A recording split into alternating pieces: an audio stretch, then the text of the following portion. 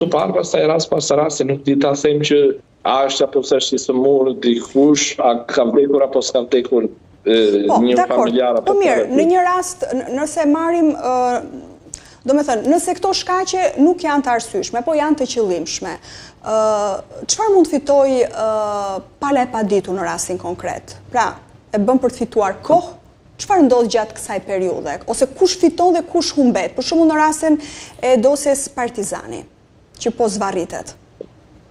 Për fjalë sa janë që personat janë me mas sigurimi arrest në burg apo arrest shtëpie, duhet të mbajmë parasysh që një ditë para burgimit është një ditë e gjysmë në burgim. Pra në njerëz varritjet janë procedurale për të fituar nga koha e para burgimit. Po ashtu në rastin konkret ka persona të cilët janë me mas sigurimi arrest shtëpie dhe një ditë arrest në shtëpi dhe konsiderohet një ditë arrest në burg. Pra në rastet të tilla, shtyrjet mund të jenë edhe si pasojë e një strategjie le ta themi mbrojtje për të përfituar nga koha e paraburgimit, se kohë tjetër s'ke për çfarë fiton. Pra në rastin e përfitojnë të pandeurit. Të përfitojnë të pandeurit, kohën e paraburgimit me një gjysmë burgim. Pra ka pasur raste që duke qenë se ka qenë një person është dënuar 9 vite, me gjykim shpërtuar është dënuar 6 vite, dhe është mbyllur me kohën e paraburgimit 4 vite paraburgimit, ta themi, raste nga praktika personale. Pra do të thotë që ndonjëherë koha e paraburgimit i vlen të pandeurve për shkak të llogaritjes një me. Thjesht për çështje llogaritje, dhe në rastin konkret mund të jetë diçka e tillë?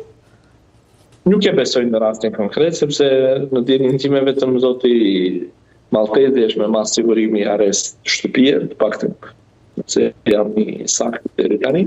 Në këto kushte nuk e besoj që është një strategji për përfituar një me një burgim, pasi ai pretendon deri në fund papajësinë e tij.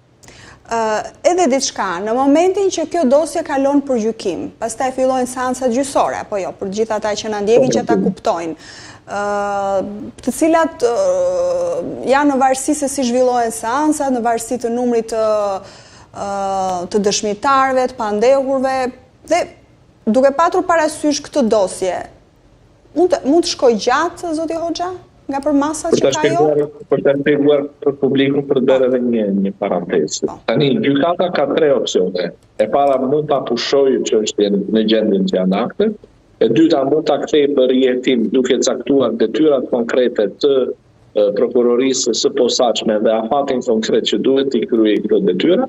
Dhe së treti ka mundësi ligjore për ta dërguar në gjykim.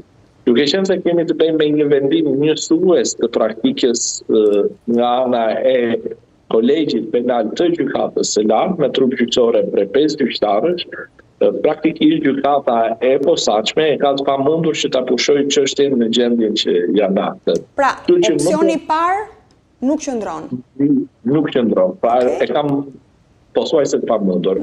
Dy opsionet që janë më probabël janë kalimi i çështjes në gjykim ose kthimi i akteve prokurorisë së posaçme duke vendosur një apo disa detyra dhe një kohë të caktuar.